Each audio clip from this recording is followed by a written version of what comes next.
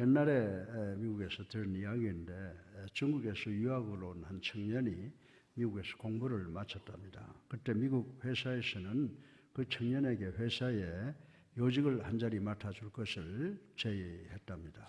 사회적 지위와 부를 동시에 얻게 되는 참으로 좋은 기회였다라고 합니다. 그러나 그 청년은 고국에 가서 일을 하고 싶었으며 한편으로는 아버지의 마지막 말씀에 따라 목사의 길을 가고 싶기도 했다고 했습니다.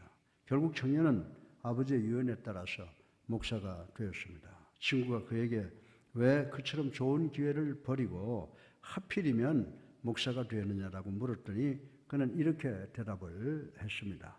나는 중국 북청 사변이 있을 때에 중국 내륙 지방에 살고 있었는데 하루는 중공 공산당의 군인들이 많은 그리스도인들을 잡아 끌고 뒷동산에 있는 절간으로 올라갔습니다. 그 절에는 갖가지 우상들이 줄비하게 있었습니다. 위협하는 군인들은 그리스도인들에게 우상에게 절하고 신앙을 버릴 것을 강요했습니다. 그러나 거기 끌려 나온 153명의 그리스도인들은 절하기는커녕 심지어는 우상에게 침을 뱉고 군인에게 대항을 했습니다. 여지없이 이들의 목은 날카로운 칼을 휘두르는 군인들 발 앞에 떨어졌습니다. 절 한번 하면 살 수 있는데도 말입니다. 153명의 그리스도인들은 모두 신앙의 길을 택한 것을 보았습니다. 그리고 그 중에는 나의 사랑하는 아버지도 계셨습니다. 비록 내가 어렸을 때 일이었지만 그 일은 내게 생을 어떻게 살아가야 하는지를 가르쳐 주었으며 또한 마지막 아버님의 부탁을 잊을 수 없게 만들었습니다. 라고 간증을 한 것을 읽어본 적이 있습니다.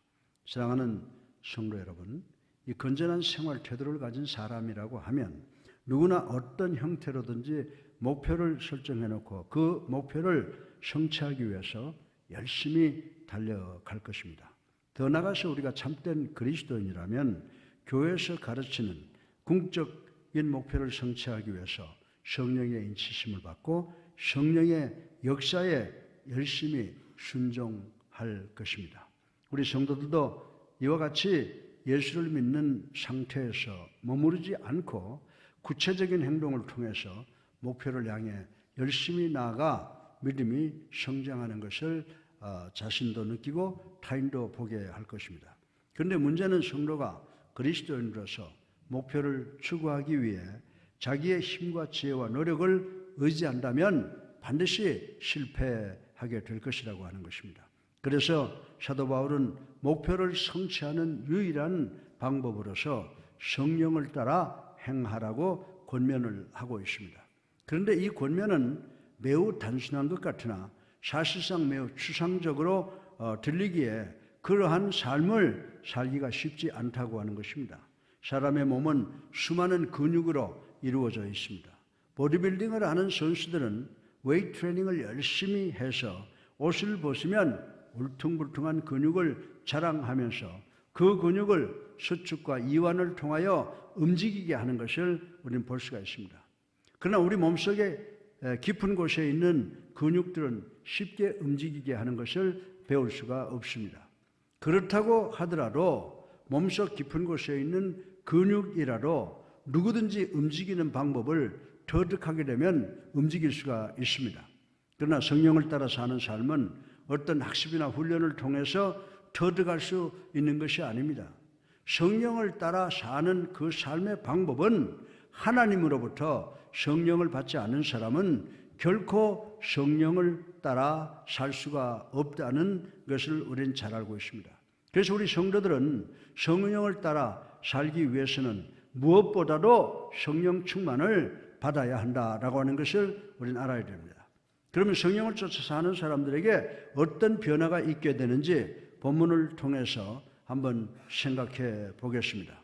오늘 설교 본론의 첫째로 성령을 따라 사는 사람들은 육체의 욕심을 이루지 아니함을 생각해 보겠습니다. 우리 다 같이 19절을 함께 읽어보겠습니다. 육체의 일은 분명하니 곧 음행과 더러운 것과 호색과 아멘.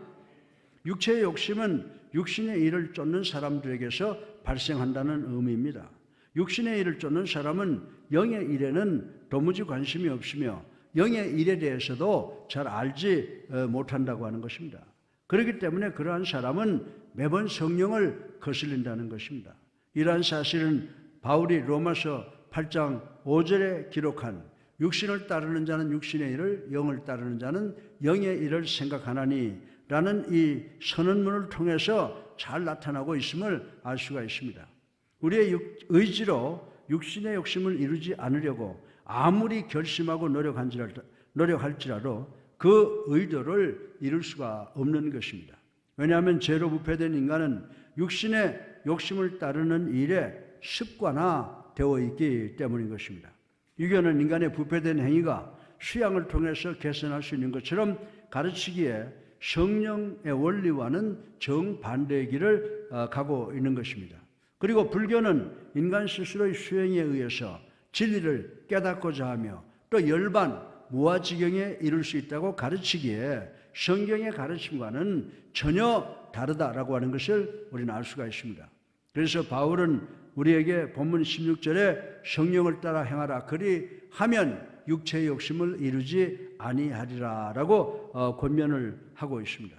이 말은 성령의 능력으로 말미암아 자유인이 된 우리 그리스도인들은 타락한 인간 본성의 사악한 욕심을 성취하지 않을 것이라는 말씀이라고 하는 것입니다.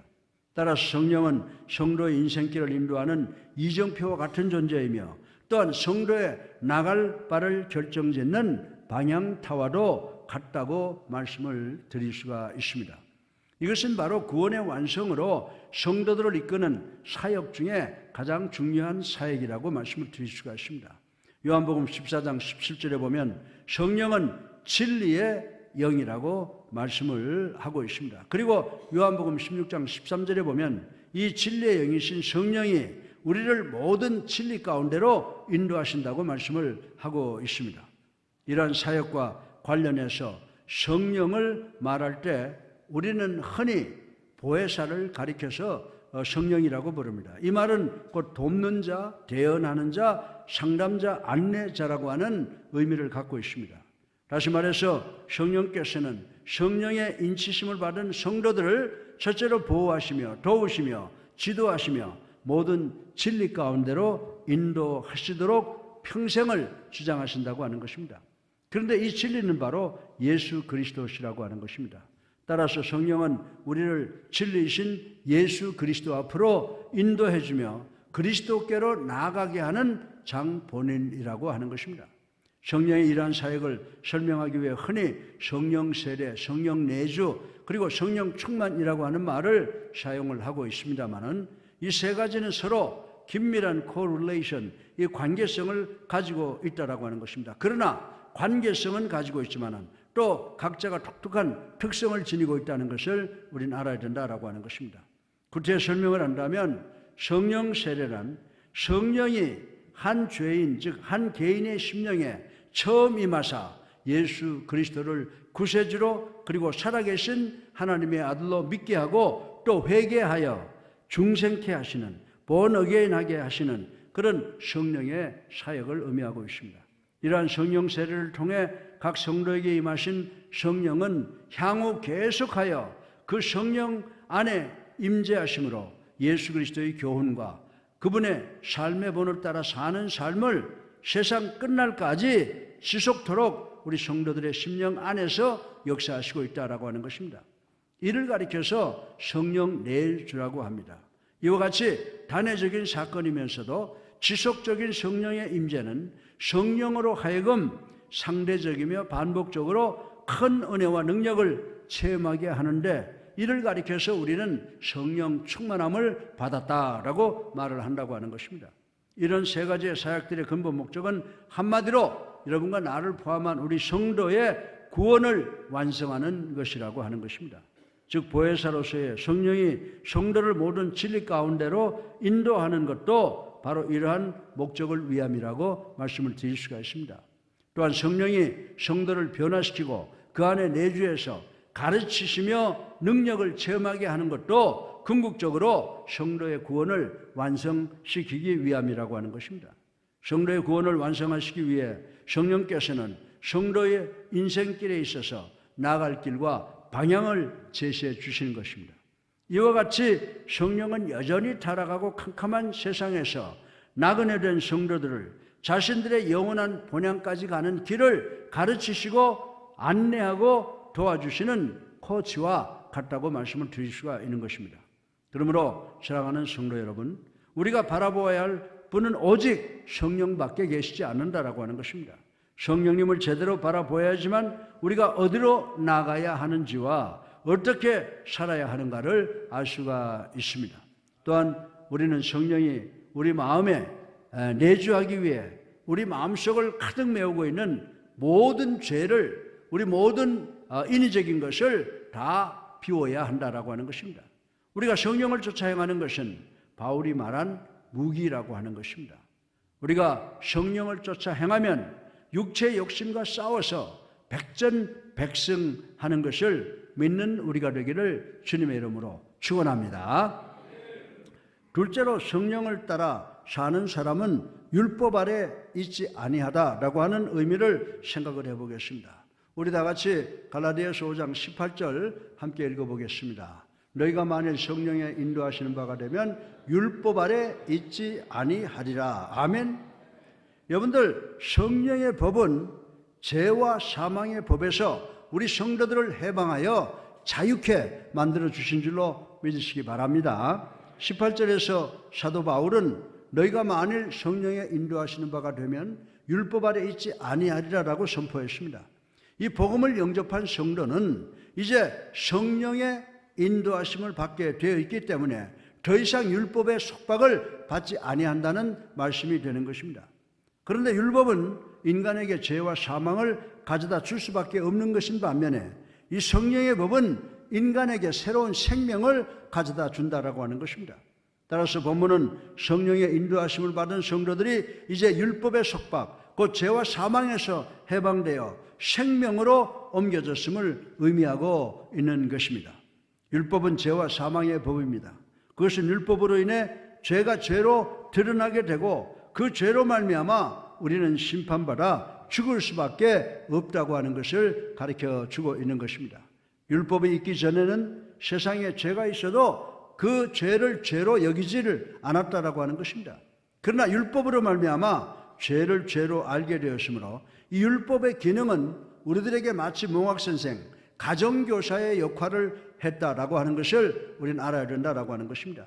다시 말해서 로마서 7장 7절에 보면 가령 탐내지 말라 하지 아니하였더라면 탐심이 죄라는 것을 알지 못하였을 것이라고 바울은 말씀을 하고 있습니다. 또한 우리는 연약하여 율법의 모든 요구를 우리가 다 이룰 수가 없습니다. 그것은 우리가 율법의 저주 아래 있음을 의미하는 것입니다. 왜냐하면 신명기 27장 26절에 기록된 대로 말씀을 따르지 않는 사람은 저주 아래 있기 때문이라고 지적을 하고 있습니다. 이처럼 율법은 우리 자신이 죄인인 것을 고백하게 하여 우리에게 예비된 것이 사망뿐임을 깨닫게 해주신다고 하는 것입니다. 그러나 성령은 생명을 가져다 주는 생명의 법이라고 성경은 우리들에게 가르쳐주고 있습니다. 창세기 2장 7절에 보면 태초에 하나님께서 천지를 지으시고 사람을 지으셔서 그 코에 생기를 불어넣으셨다고 했습니다. 그러자 사람은 곧 생명, 살아있는 영이 되었다라고 하는 말씀이 기록되어 있습니다. 또한 오병이에 의해 기적을 보고 육의 양식만을 바라는 무리들과 대화 가운데 예수님께서는 요한복음 6장 63절을 통해서 살리는 것인 영이니 육은 무익하니라 내가 너에게 이를 말은 영이요 생명이라고 선포하신 말씀을 우리는 잘 알고 있습니다. 그뿐만이 아닙니다. 우리가 예수를 그리스도로 살아계신 하나님의 아들로 믿음으로 말미암아 내주하신 성령을 따라 살 때 성령은 우리를 영원한 생명으로 인도하시는 줄로 믿으시기를 주님의 이름으로 축원합니다. 그것은 우리가 성령으로 말미암아 다시 태어났기 때문입니다. 이러한 점에서 성령은 분명 우리를 살리는 생명의 법인 줄로 믿으시기 바랍니다. 따라서 생명의 성령의 법과 죽음의 율법은 서로 양립될 수 없는 법들이라고 하는 것입니다. 이것은 신령한 전투를 벌이고 있습니다. 성령의 법이 살면 율법의 법은 죽을 수밖에 없고 율법이 살면 성령의 법은 죽을 수밖에 없는 이런 관계성을 가지고 있다고 하는 것입니다. 그러나 우리가 알아야 되는 것은 뭐냐면 놀라운 사실은 생명의 성령의 법이 죄와 사망의 율법보다 훨씬 강력하다는 사실을 우리는 분명히 알아야 되는 줄로 믿으시기 바랍니다. 그것은 로마서 8장 3절에 율법이 육신으로 연약하여 할 수 없는 것을 생명의 성령의 법이 다 성취시켰기 때문이라고 말씀을 드릴 수가 있습니다. 다시 말해서 즉 생명의 성령의 법이 사랑의 모든 요구를 다 이룬 것이라고 말씀을 드릴 수가 있습니다. 그것은 하나님께서 죄 없는 당신의 아들을 죄 있는 인간으로 만드셔서 이 땅에 보내셔서 예수 그리스도를 믿는 모든 인간들의 죄를 깨끗하게 대속했기 때문에 가능한 것이라고 말씀을 드릴 수가 있습니다. 그러므로 우리가 생명을 주는 성령의 법을 따라 산다면 더 이상 죄와 사망은 우리 안에서 왕노릇할 수 없는 줄로 믿으시기를 주님의 이름으로 축원합니다. 성령이 우리 사회의 옳고 그름을 판단해 주는 법으로 세워지고 개인의 내면에 있어서 도덕과 성숙의 법으로 세워진다면 더 이상 이 땅에서 죄와 사망은 판을 치는 율법 아래 있지 않게 된다라고 하는 것입니다.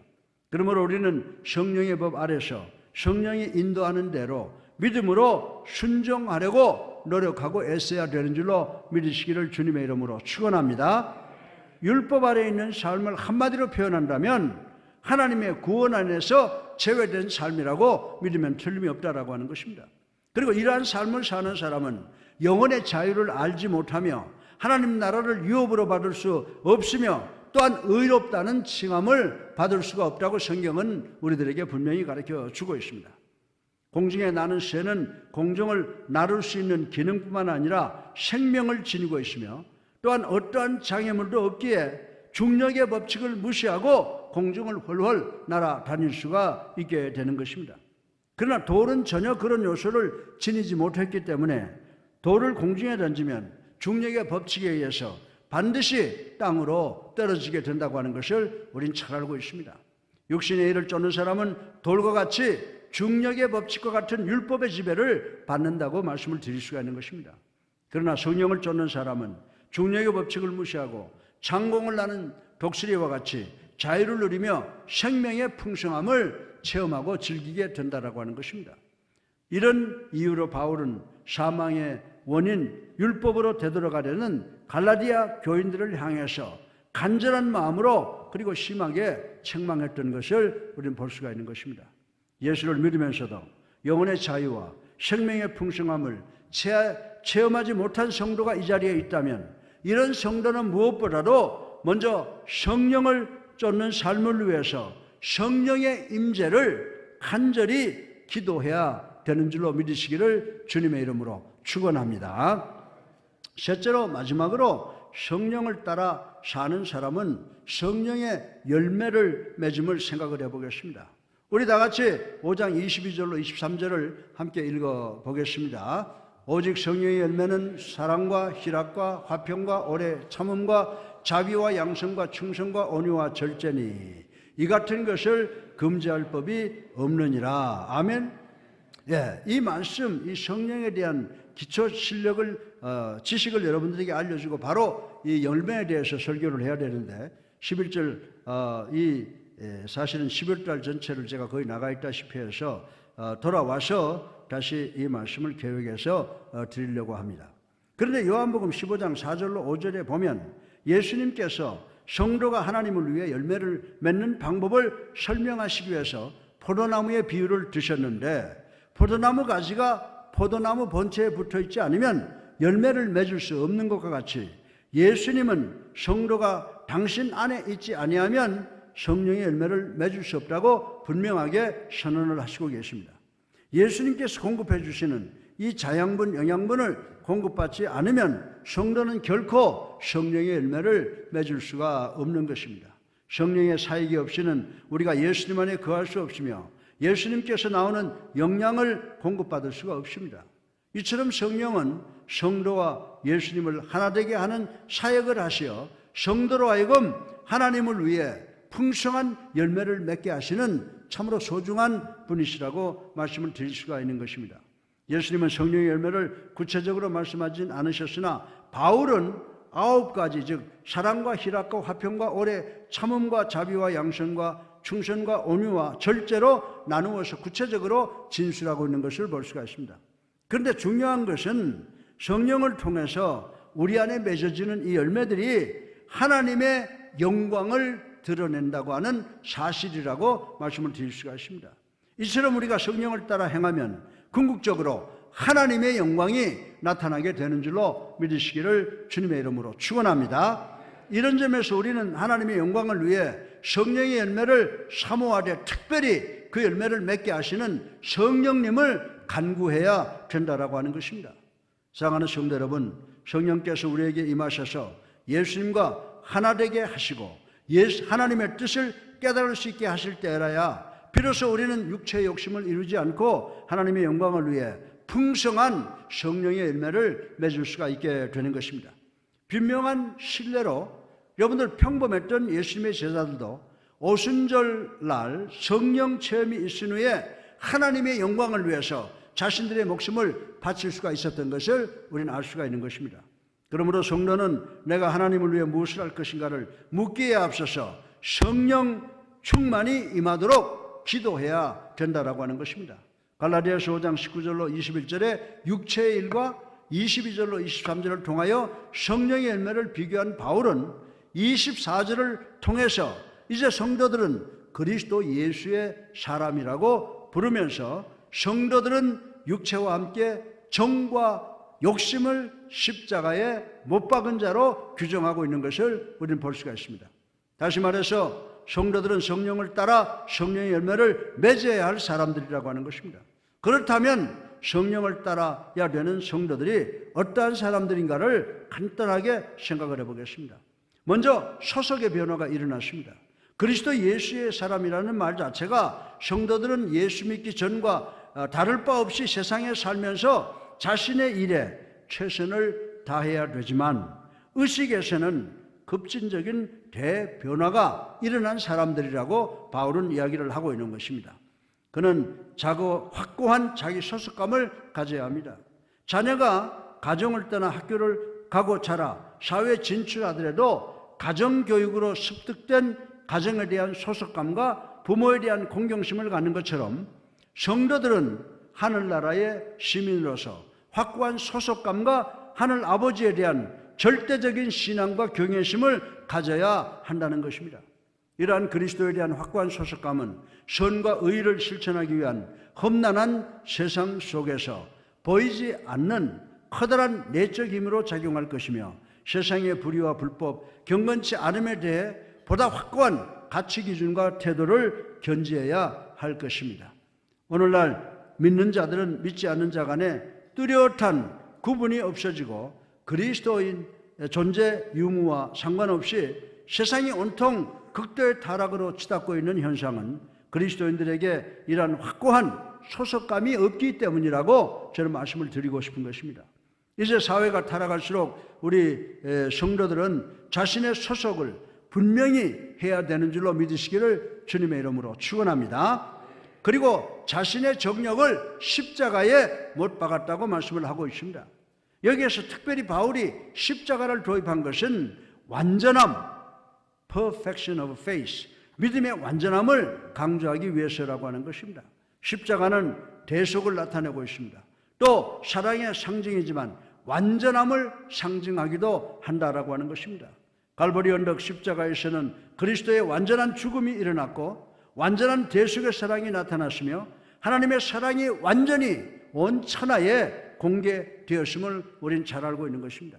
그리스도의 십자가를 통해서 인간의 죄는 완전히 청산된 줄로 믿으시기를 주님의 이름으로 축원합니다. 따라서 예수 그리스도를 믿는 사람들이 정과 욕심을 십자가에 못 박았느니라는 말씀도 곧 성도가 세상적인 욕망을 완전히 끊어버린 존재임을 나타내주는 말씀이라고 생각할 수가 있습니다. 성도는 세례받을 때 물속에서 그리스도와 함께 죽고 부활할 때 예수 그리스도와 함께 무리로 부활함으로 자신의 소속을 세상으로부터 예수 그리스도에게 위임한 존재라고 말씀을 드릴 수가 있습니다. 그리고 성도들은 예수 그리스도께 자신의 마음의 보좌를 드린 존재들이라고 말씀을 드릴 수가 있는 것입니다. 따라서 성도들의 삶 속에는 예수 그리스도께 대한 절대적인 겸손과 복종이 나타나야 하는 것입니다. 이것은 인위적인 노력이나 인간의 본능적인 힘으로는 절대로 불가능하며 하나님의 말씀의 진리에 대한 강렬한 깨달음과 우리 구원의 보증이 되시는 성령님께서 우리 마음속에 내주하실 때만 가능한 사건인 줄로 믿으시기를 주님의 이름으로 축원합니다. 그리고 성령을 따름으로 우리의 신앙을 확증합니다. 25절에 보면 만일 우리가 성령으로 살면 또한 성령으로 행할지니. 아멘. 우리의 신앙이 입으로 하는 고백만으로는 부족하다는 것은 예수 그리스도의 가르침을 통해서도 명백하다고 하는 사실을 우리는 알 수가 있습니다. 다시 말해서 우리의 신앙은 행위를 통해서 고백될 때 참 신앙으로 입증될 수가 있다는 것입니다. 예수 그리스도의 제자들에게는 예수를 그리스도로 살아계신 하나님의 아들로 고백하는 순간부터 재산과 형제와 가정을 버리는 행위적 신앙이 요구되었던 것을 우리는 알 수가 있습니다. 그리고 이러한 희생은 그들의 신앙적 연륜과 함께 더욱 크게 증폭되어 그들은 전생애와 생명까지도 우리 주님을 위해서 바쳐야 했습니다. 그러므로 성도들은 우리 안에 거하시는 성령님의 지도를 잘 받고 거기에 절대 순종함으로써 신앙의 선조들이 실천했던 것처럼 우리도 우리의 신앙을 스스로 확증해야 된다고 말씀을 드릴 수가 있습니다. 또한 헛된 영광을 구치 않습니다. 26절에 보면 헛된 영광을 구하여 투기하지 말지니라 라고 했습니다. 신앙의 선조들이 세상 욕망을 끊어버릴 수 있었던 근본적인 요인은 성령의 강력한 도우심 때문이라고 말씀을 드릴 수가 있습니다. 그러나 무시할 수 없는 요인이 또 하나 있습니다. 그것은 바로 성도에게 약속되고 보장되어 있는 영원한 영광을 기억하는 일이라고 말씀을 드릴 수가 있습니다. 성도가 육체의 정욕과 안목의 정욕과 이생의 자랑을 끊고 그리스도의 고난에 동참하는 것은 곧 그리스도와 함께 영광의 상속자의 반열에 들어갔다고 하는 것을 기억하는 것이 매우 중요하다고 말씀을 드릴 수가 있습니다. 따라서 이것을 기대한 신앙의 선조들이 헛된 세상 영광을 굳이 아니하는 것은 그리 쉬운 일이 아니었을 것이라고 생각해 볼 수가 있습니다. 오늘날도 이를 기대하고 바라는 성도들은 이미 그리스도와 함께하는 후사의 반열에 동참한 성도들은 세상 헛된 영광을 과감히 포기해야 될 줄로 믿으시기 바랍니다. 갈라디아서 5장 16절을 우리 다 같이 한번 읽어보겠습니다. 내가 이르노니 너희는 성령을 따라 행하라. 그리하면 육체의 욕심을 이루지 아니하리라. 아멘. 본문에서 사도 바울 선생은 성령을 쫓아 살 것을 갈라디아 교인들에게 강력하게 권면하고 있습니다. 왜냐하면 그것은 그리스도의 십자가의 죽음을 헛되게 하며 결국 자신을 멸망의 구렁텅이로 몰고 갈 육체의 욕심을 제어하는 가장 유일한 방법, 최고의 방법이기 때문이라고 말씀을 드릴 수가 있습니다. 사랑하는 성도 여러분, 참 신앙은 다른 사람들과의 관계에서 그리스도와 같은 생활 태도를 가지는 것으로 나타납니다. 평소의 생활 가운데서 성령의 임재를 시험해 보고 싶습니까?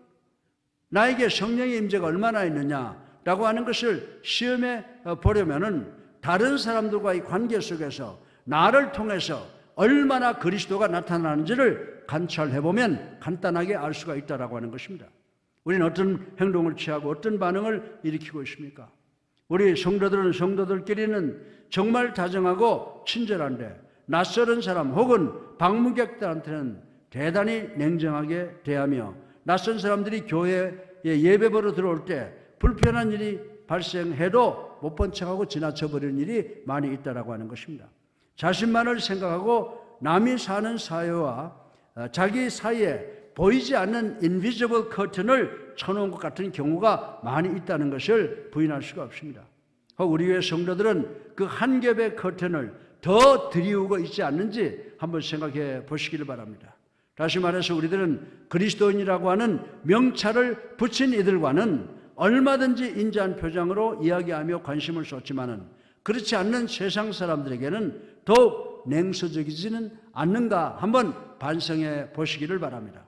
바로 지금 우리가 있는 이곳에서 성령의 열매를 풍성히 맺어야 함을 깨달을 때 우리는 우리의 삶을 통해서 믿지 않은 사람들과 잘 보낼 수 있는 성령의 열매를 맺어야 됨을 명심하시는 우리가 되기를 주님의 이름으로 축원합니다. 결론입니다. 성도가 구할 영광은 오직 그리스도 안에 있는 영원한 영광뿐이라고 말씀을 드렸습니다. 26절에서 사도 바울은 헛된 영광을 구하여 서로 노엽게 하거나 서로 투기하지 말지니라 라고 말씀을 했습니다. 여기서 헛된 영광이란 하나님의 영광이 아니라 자신이 가지고 있는 모든 외적 조건에 의지하여 그것을 추구하는 세상 영광을 의미하는 것입니다. 그것은 하나님의 영광이 아니므로 그 영광은 썩어 없어질 영광이며 공허한 영광이며 헛된 야심에서 비롯된 영광이라고 말씀을 드릴 수가 있습니다. 이러한 이유로 사도 바울은 갈라디아 교회 교인들에게 헛된 세상의 영광을 구하지 말 것을 간절하게 권면을 하고 있습니다. 더욱이 헛된 영광을 구하는 자들이 지니고 있는 공통된 특성은 그 영광이 결코 성도들이 추구할 만한 영광이 아니라는 사실을 명백히 알려주고 있습니다. 그렇다면 성령을 쫓아 사는 성도들이 추구해야 할 영광이란 도대체 어떤 영광입니까? 그것은 바로 그리스도 안에 있는 영원한 영광을 의미합니다. 베드로전서 5장 10절에 보게 되면 그리스도 안에서 너희를 부르사 자기의 영원한 영광에 들어가게 하시니. 아멘. 다시 말해서 성도들이 추구해야 할 영광은 곧 그리스도 예수 안에 있는 영원한 영광이라고 말씀을 하는 것입니다. 여러분들 요한복음 12장 23절에 보면 예수님은 당신을 방문한 헬라 사람들을 향하여 인자의 영광을 얻을 때가 왔도다라고 영광을 선포하신 것을 우리 읽어볼 수가 있습니다. 여기서 말하는 인자의 영광, 이런 십자가의 고난 그리고 죽음, 그 다음에 부활과 영광을 의미하는 것인 줄로 믿으시기 바랍니다. 예수님은 인류를 구원하시기 위해 죽임을 당하시고 그를 믿는 자들로 하여금 죄의 능력에서 완전히 벗어나도록 부활의 영광을 주신 것을 우리는 기억을 해야 된다라고 하는 것입니다. 하나님의 뜻을 따라 이웃을 위해 목숨을 내어놓는 헌신과 희생을 통해 결국에 가서는 그리스도의 영광의 부활에 동참하는 것입니다. 그러므로 세상에 썩어 없어질 것들에게 소망을 두어 헛된 영광을 추구하는 것이 아니라 고통스럽고 힘들고 어려울지라도 영원한 안식과 기쁨을 가져다주는 그리스도의 영광을 구하는 우리 모두가 되시기를 주님의 이름으로 축원합니다. 그러므로 우리 사랑하는 성도 여러분, 우리들 가운데 내주하신 성령을 의지하시기 바랍니다. 우리들은 이미 죄된 육체와 함께 정과 욕심을 십자가에 못 박은 자들인 줄로 믿으시기 바랍니다.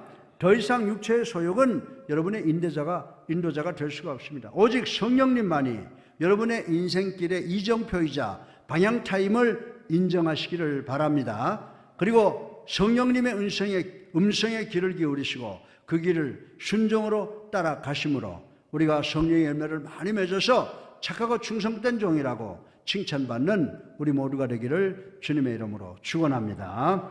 사랑이 많으신 아버지 하나님, 당신의 사랑을